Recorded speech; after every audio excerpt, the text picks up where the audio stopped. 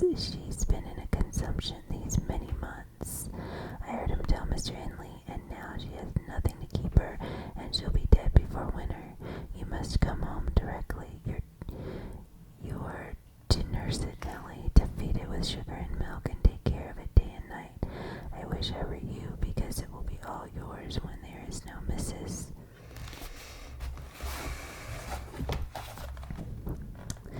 But is she very ill? I asked, flinging down my rake and tying my bonnet. I guess she is. Yet she looks bravely, replied the girl, and she talks as if she thought of living to see it grow a man. She's out of her head for joy. It's such a beauty. If I were her, I'm certain I should not die. I should get better at the bare sight of it, in spite of Kenneth. I was fairly mad at him. Dame Archer brought the cherub down to master in the house, and his face just began to light up. Then the old croaker steps forward and says he, Earnshaw, it's a blessing your wife has been spared to leave you this son. When she came, I felt convinced we shouldn't keep her long, and now I must tell you, the winter will probably finish her. Don't take on and fret about it too much. It can't be helped. And besides, you should have known better than to choose such a rush of a lass. And what did the master answer? I inquired. I think he swore, but I didn't mind him. I was straining to see the bairn, and she began again to describe it rapturously.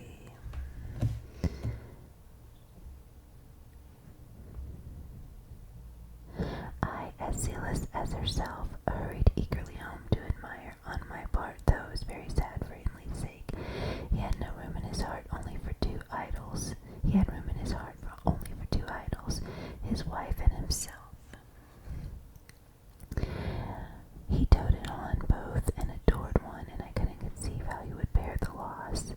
When we got to Wuthering Heights, there he stood at the front door, and as I passed in, I asked how was the baby.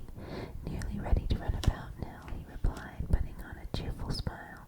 And the mistress, I ventured to inquire. The doctor says she's... Damn the doctor, he interrupted, reddening. Frances is quite right. She'll be perfectly well by this time next week. Are you going upstairs? Will you tell her that I'll come, if she'll promise not to talk? I left her because she would not hold her tongue, and she must. Tell her Mr. Kenneth says she must be quiet. I delivered this message to Mrs. Earnshaw. She seemed in flighty spirits and replied merrily, I hardly spoke a word, Ellen, and he has gone out twice, crying. Well, say I promise I won't speak, but that does not bind me not to laugh at him. Poor soul, till within a week of her death that gay heart never failed her, and her husband persisted doggedly, nay, furiously, in affirming her health improved every day. When Kenneth warned him that his medicines were useless at that stage of the malady, and he needed put him to further expense by attending her, he retorted, I know you need not. She's well. She does not want any more attendance from you. She never was in a consumption. It was a fever, and it is gone. Her pulse is as slow as mine now, and her cheek as cool. He told his wife the same story, and she seemed to believe him. But one night, while leaning on his shoulder in the act of saying she thought she should be able to get up tomorrow, a fit of coughing took her.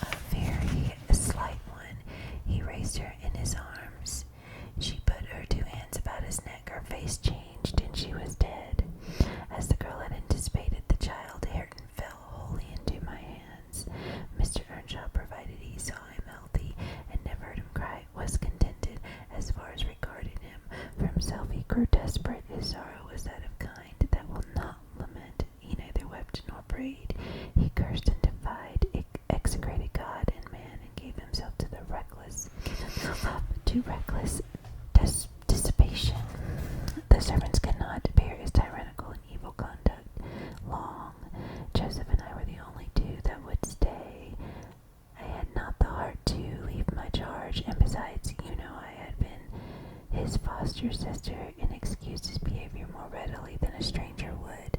Joseph remained to Hector over tyrants and laborers, and because it was his vocation to be where he had plenty of wickedness to reprove.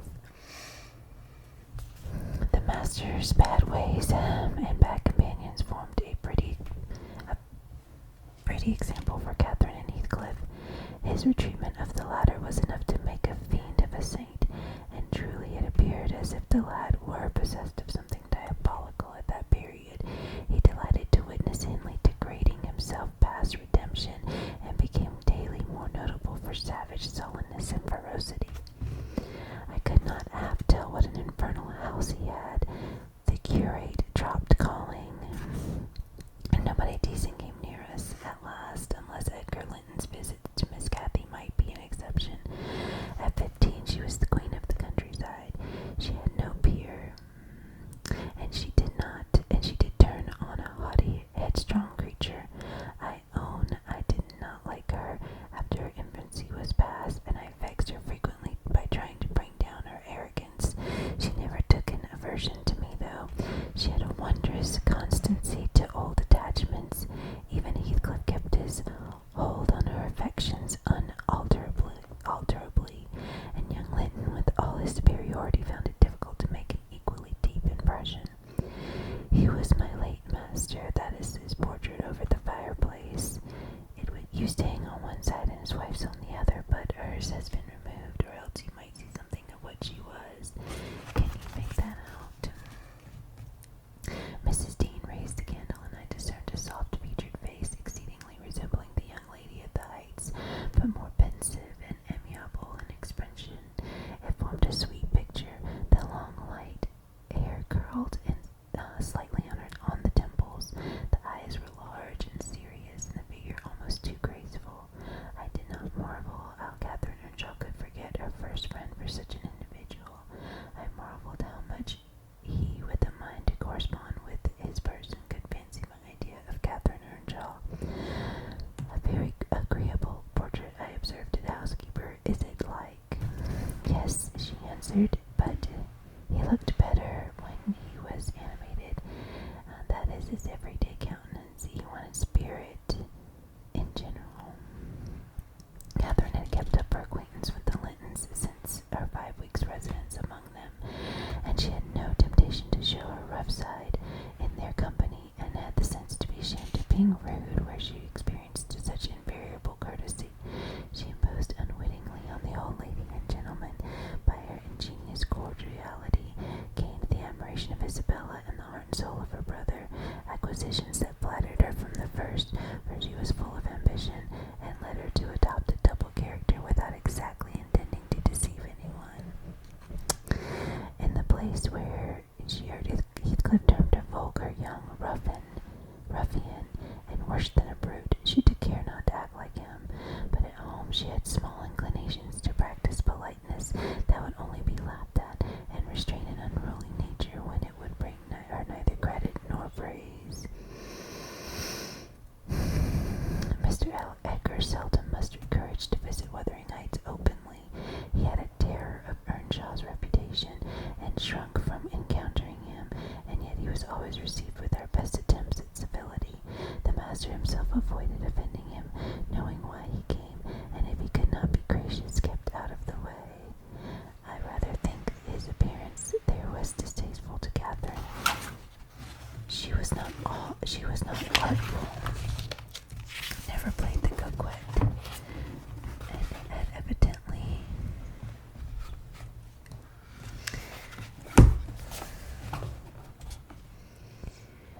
an objection to her two friends meeting at all. For when Heathcliff expressed contempt of Linton in his presence, she could not half coincide as she did in his absence, and when Linton evinced disgust and antipathy to Heathcliff, she did not treat his sentiments with indifference, as if depreciation of her playmate were of scarcely any consequence to her. I've had many a laugh at her perplexities and untold troubles which she vainly strove to hide from my mockery. That sounds ill-natured, but she was so proud, it became really impossible to pity her distresses, till she should be chastened into more humility. She did bring herself finally to confess and confide in me. There was not a soul else that she might fashion from into an advisor. Mr. Hindley had gone from home one afternoon, and Heathcliff presumed to give himself a holiday on the strength of it. He had reached the age of 16 then, I think, and without having bad features or being deficient in intellect, he contrived to convey an impression of inward and outward repulsiveness that his present aspect retains no traces of. In the first place, he had by that time lost the benefit of his early education. Continual hard work, begun soon and concluded late, had extinguished any curiosity he once possessed in pursuit of knowledge, and any love for books or learning. His childhood's sense of superiority, instilled into him by the favors of old Mr. Earnshaw, was faded away. He struggled long to keep up an equality with Catherine in her studies, and yielded with poignant though silent regret, but yielded completely, and there was no prevailing on him to take a step in the way of moving upward when he found he must necessarily sink beneath his former level. Then personal appearance sympathized with mental deterioration. He acquired a slouching gait, an ignoble look. His naturally reserved disposition was exaggerated into an almost idiotic excess of unsociable moroseness. He took a grim pleasure, apparently, in exciting the aversion rather than the esteem of his few acquaintance. Catherine and he were constant companions still, at his seasons of respite from labor, but he had ceased to express his fondness for her in words, and recoiled with angry suspicion from her girlish caresses, as if conscious there could be no gratification in lavishing such marks of affection on him. On the before-named occasion, he came into the house to announce his intention of doing nothing, while I was assisting Miss Cathy to arrange her dress. She had not reckoned on his taking it into his head to be idle, and imagining she would have the whole place to herself, she managed by some means to inform Mr. Edgar of her brother's absence. She was then preparing to receive him. "Cathy, are you busy this afternoon?" asked Heathcliff. "Are you going anywhere?" "No, it's raining," she answered. "Why have you that silk frock on, then? Nobody coming here, I hope?" "Not that I know of," stammered Miss. "But you should be in the field now. Heathcliff, it's an hour past dinner time. I thought you were gone." "Hindley does not often free us from his accursed presence," observed the boy. "I'll not work any more today. I'll stay with you." Hindley but Joseph will tell. She suggested you'd better go. Joseph is loading lime on the farther side of Pennistow Crag. It will take him till dark, and he'll never know. So saying, he lounged on the fire and sat down. Catherine reflected an instant with knitted brows. She found it needful to smooth the way for an intrusion. "Isabella and Edgar Linton talked of calling this afternoon," she said, at the conclusion of a minute's silence. "As it rains, I hardly expect them, but they may come, and if they do, you run the risk of being scolded for no good." "Order Ellen to say you are engaged, Cathy," he persisted. "Don't turn me out for those pitiful, silly friends of yours. I'm on the point sometimes of complaining but I'll not." "That they what?" cried Catherine, gazing at him with troubled countenance. "Oh, Nellie," she added, petulantly, jerking her head away from my hands, "you've combed my hair quite out of curl. That's enough. Let me alone. What are you on the point of complaining about?" said Heathcliff. "The crosses are for the evenings you have spent with the Lintons, the dues for the dots for those spent with me. Do you see, I've marked every day." "Yes, very foolish, as if I took notice," replied Catherine in a peevish tone. "And where's the sense of that?" "To show that I do take notice," said Heathcliff. "And should I always be sitting with you?" she demanded, growing more irritated. "What good do I get? What do you talk about? You might be dumb or a baby for anything you say to amuse me, or for anything you do either. You never told me before that I talked too little, or that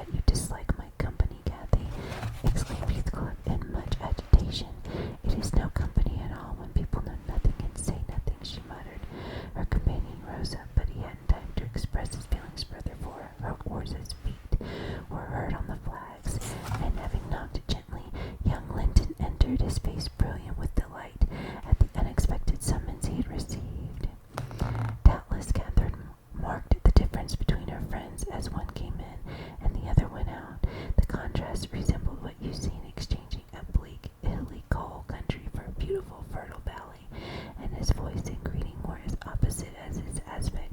He had a sweet, low manner of speaking, and pronounced his words as you do. That's less gruff than we talk here, and softer. I'm not come too soon, am I? He said, casting a look at me. I had begun to wipe the plate and tidy some drawers at the far end in the dresser. No, answered Catherine. What are you doing here, Nellie? My work, miss, I replied. Mr. Henley had given me directions to make a third party in any private visits Lynn chose to pay. She stepped behind me and whispered crossly, take yourself and your dusters off when the company are in the house. Servants don't commence scouring and cleaning in the room where they are. It's a good opportunity now that the master is away, I answered aloud. He hates me to be fidgeting over these things in his presence. I'm sure Mr. Edgar will excuse me. I hate you to be fidgeting in my presence, exclaimed the young lady imperiously, not allowing her guest time to speak. She had failed to recover her equanimity since the little dispute with Heathcliff. I'm sorry for it, Miss Catherine, was my response, and I proceeded assiduously with my occupation. She, supposing Edgar could not see her, snatched the cloth from my hand and pinched me with a prolonged wrench very spitefully on the arm. I've said I did not love her, and rather relished mortifying her vanity now and then. Besides, she hurt me extremely, so I started up from my knees and screamed out, "Oh, miss, that's a nasty trick. You have no right to nip me, and I'm not going to bear it. I didn't touch you, you lying creature," cried she, her fingers tingling to repeat the act in her ears red with rage. She never had power to conceal her passion, and always set her whole complexion in a blaze. What's that, then? I retorted, showing a decided purple witness to refute her. She stamped her feet, wavered a moment, and then, irresistibly impelled by the naughty spirit within her, slapped me on the cheek, a stinging blow that filled both eyes with water.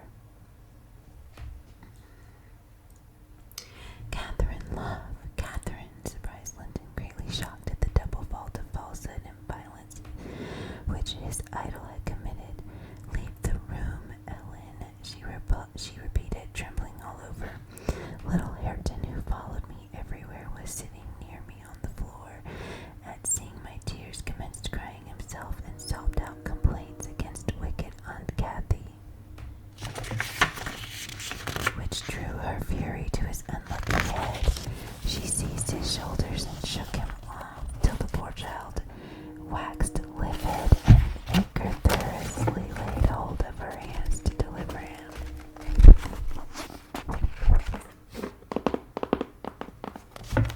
Sorry for the train noise, if you can hear it. I tried to do some ASMR over it. Okay, so back to the story.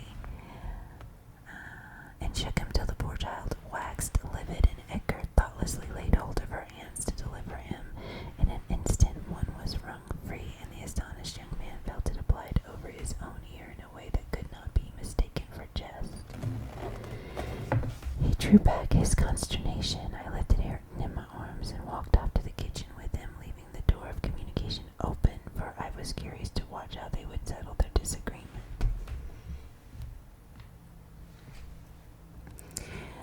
The insulted visitor moved up the spot where he had laid his hat, pale and with a quivering lip. That's right, I said to myself, take warning and be gone. It's a kindness to let you have a glimpse of her genuine disposition. Where are you going? Demanded Catherine, advancing to the door. He swerved aside and attempted to pass. You must not go, she exclaimed energetically. I must and shall, he replied in a subdued voice. No, she persisted, grasping the handle. Not yet. Edgar Linton, sit down. You shall not leave me in that temper. I should be miserable all night.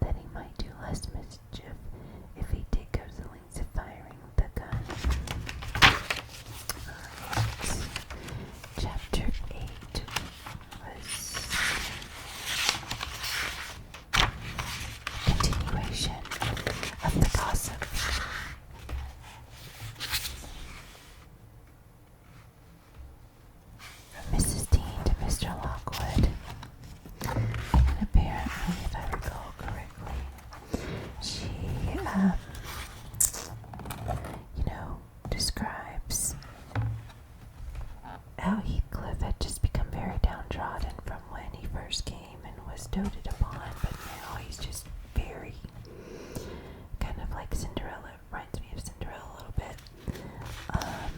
But yeah, so he's trying to go like, and basically, Catherine Earnshaw just kind of became like two-faced and snobby and proud and arrogant, and tried I always thought it was more of a like selfishness, to have her friends when she, and just kind of her arrogance, right, and her selfishness and her, self-absorbedness. And so she became two-faced and chose, the Lentons, Edgar, over him. And then apparently something happened and Catherine had struck him and he was going to try to leave, but, he ended up running back. So that's when, like, their whole, like, relationship really was declared at that point. And then, of course, it talks about Mr. I believe, Henley. What is a really abusive drunk now? Causing all kinds of havoc. So that is where we are in chapter 8. Please stay tuned for chapter 9.